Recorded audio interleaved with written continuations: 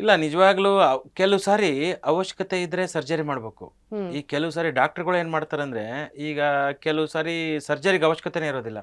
ಹ್ಮ್ ಈಗ ಕಿಡ್ನಿಯಲ್ಲಿ ಅಥವಾ ಕ್ಯಾಲ್ಕುಲಸ್ಸು, ರೀನಲ್ ಕ್ಯಾಲ್ಕುಲೈ ಚಿಕ್ಕ ಪುಟ್ಟದು 2 mm ಇರೋದನ್ನ 4 mm ಅಂತ ಕೊಡ್ತಾರೆ.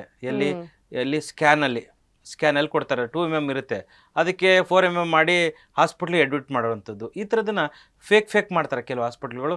ಈ ಥರ ಫೇಕ್ ಮಾಡ್ತಿರೋದಕ್ಕೆ ಕೆಲವು ಇನ್ಶೂರೆನ್ಸ್ ಕಂಪ್ನಿಗಳು ಇರ್ತಾವಲ್ಲ, ಅವ್ರ ಜೊತೆ ಹಾಸ್ಪಿಟಲ್ ಜೊತೆ ಇನ್ಶೂರೆನ್ಸ್ ಇರ್ತವೆ, ಅವರು ಟೈ ಅಪ್ ಆಗಿರ್ತಾರೆ.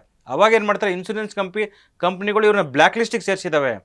ಬೆಂಗಳೂರಲ್ಲಿ ಸುಮಾರು ಒಂದು 70ರಿಂದ 80 ಹಾಸ್ಪಿಟ್ಲ್ಗಳನ್ನು ಈ ಥರ ಫೇಕ್ ಇನ್ಶೂರೆನ್ಸನ್ನು, ಈಗ ನೀವಿದ್ದೀರಿ ಚಂದನ ಅವರು ಒಂದು ಹಾಸ್ಪಿಟ್ಲಿಗೆ ಬನ್ನಿ, ನಮ್ಮಲ್ಲಿ ಹಾಸ್ಪಿಟ್ಲಲ್ಲಿ ಅಡ್ಮಿಟ್ ಆಗಿ ಒಂದು ವಾರ ಇರಿ, ಆ ಕಾಯಿಲೆ ಇದೆ ಈ ಕಾಯಿಲೆ ಇದೆ ಅಂತ ಒಂದು ಕೇಸ್ ಫೈಲ್ನ ಬಿಲ್ಡಪ್ ಮಾಡಿ, ನಿಮ್ದು ಇನ್ಶೂರೆನ್ಸ್ ಇದೆ ಹೆಂಗಾದ್ರೂ ಒಂದು 50,000 ಬಿಲ್ ಮಾಡೋಣ, 25,000 ನಿಮಗೆ 25,000 ನಮಗೆ.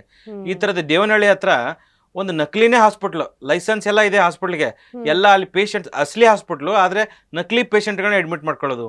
ಇವಾಗ ಇನ್ಶೂರೆನ್ಸ್ ಇದೆ ಬಿಡಿ, ನಮಗೇನು ಪ್ರೈವೇಟ್ ಇನ್ಶೂರೆನ್ಸು, 1 ಲಕ್ಷ ಬಿಲ್ ಮಾಡಿಬಿಟ್ರೆ ನೀವು 50-50 ಮಾಡ್ಕೊಳ್ಳೋಣ. ಈ ಥರ ಮಾಡೋದಕ್ಕೆ ಇನ್ಶೂರೆನ್ಸ್ ಕಂಪ್ನಿಯವ್ರಿಗೆ ಗೊತ್ತಾಯ್ತು ಅದನ್ನು, ಈ ಬೋಗಸ್ ಬಿಲ್ ಮಾಡೋದನ್ನು. ಅವ್ರು ಇಮಿಡಿಯೇಟಾಗಿ ಅವ್ರು ಪೊಲೀಸ್ ಕಂಪ್ಲೇಂಟ್ ಕೊಟ್ಟು ಅದನ್ನು ಸೀಸ್ ಮಾಡಿದರು. ಈಗ ಬೆಂಗಳೂರಲ್ಲಿ ಸಾಕಷ್ಟು ಈ ಥರದ್ದನ್ನು ಮಾಡ್ತಾನೆ ಇರ್ತಾರೆ. ಹಾಸ್ಪಿಟ್ಲೇ ಇಲ್ಲ, ಆದರೆ ಹಾಸ್ಪಿಟ್ಲದವ್ರು ಮಾಡ್ತಾ ಇದ್ದಾರೆ. ಕೆಲವು ಹಾಸ್ಪಿಟ್ಲದವ್ರು ಅನ್ನೆಸೆಸರಿಯಾಗಿ ಸರ್ಜರಿ ಮಾಡೋದು, ಅನ್ನೆಸೆಸರಿಯಾಗಿ ಟೆಸ್ಟ್ ಮಾಡೋದು, CT ಸ್ಕ್ಯಾನು, PET ಸ್ಕ್ಯಾನು ಅವಶ್ಯಕತೆ ಇದ್ದಾಗ ಮಾಡಬೇಕು. ಮತ್ತು ತುಂಬ ಕಷ್ಟ ಆಗಿದೆ. ತುಂಬ ಕ್ವಾಲಿಫೈಡ್ ಆಗಿರೋ ಡಾಕ್ಟ್ರು, ಎಲ್ಲ ಓದ್ಕೊಂಡಿರೋನು ಬುದ್ಧಿವಂತ ಡಾಕ್ಟ್ರ್ ಏನಾಗಿದ್ದಾನಂದರೆ, ಈ ಡಾಕ್ಟ್ರುಗಳಿಗೆ ಈಗ ನಾನು ಹೇಳಿದ್ನಲ್ಲ ಜನರಲ್ ಪ್ರಾಕ್ಟಿಷನರ್ ಅಂತ, ಫ್ಯಾಮಿಲಿ ಡಾಕ್ಟರ್ಸು ಒಬ್ಬ ಡಾಕ್ಟ್ರಿಗೆ ಪೇಷಂಟ್ ಕಳಿಸ್ಬೇಕಾದ್ರೆ ಅವನು 1,000 ಅವನಿಗೆ ಕೊಡ್ಬೇಕಂದ್ರೆ, ಈ ಡಾಕ್ಟ್ರಿಗೆ ಏನಾಗುತ್ತೆ, ಈಗ ಸ್ಕ್ಯಾನ್ ಡಾಕ್ಟ್ರಿಗೆ ನಾನು ಒಂದು ಪೇಷಂಟ್ನ ಕಳಿಸ್ಬೇಕು, ಅಲ್ಲಿ 1,000 ರೂಪಾಯಿ ಇರುತ್ತೆ ಅಂತ ತಿಳ್ಕೊಳ್ಳಿ. 1,000 ರೂಪಾಯಿ ಇದ್ದರೆ ಈ ಡಾಕ್ಟ್ರಿಗೆ 500 ರೂಪಾಯಿ ಕೊಡಬೇಕು. ಆವಾಗ ಆ ಡಾಕ್ಟ್ರ್ ಏನು ಮಾಡಬೇಕು, ನಿಜವಾದ ಏನಾದರೂ ಕಮಿಷನ್ ಕೊಟ್ಟರೆ ಮಾತ್ರ ಈ ಡಾಕ್ಟ್ರು ಇನ್ನೊಬ್ಬ ಡಾಕ್ಟ್ರಿಗೆ ಕಳಿಸ್ತಾರಂದಾಗ ತುಂಬ ಕಷ್ಟ ಆಗುತ್ತೆ. ಈ ಥರ ಆಗಿ ಕ್ವಾಲಿಫೈಡು ಬುದ್ಧಿವಂತ ಡಾಕ್ಟ್ರಿಗೆ ಬೆಲೆನೇ ಇಲ್ದಂಗೆ ಆಗ್ಬಿಟ್ಟಿದೆ. ಓದಿದವರು ಇವನ್ ಏಮ್ಸ್ ಡೆಲ್ಲಿಯಲ್ಲಿ ಓದಿ ಬಂದಿದ್ರು, ಬುದ್ಧಿವಂತ ಇದ್ರು, ಈ ಕಮಿಷನ್ ಕೊಡ್ದಿದ್ರೆ ಅವ್ನಿಗೆ ಪೇಷಂಟೇ ಕಳಿಸೋದಿಲ್ಲಲ್ಲ.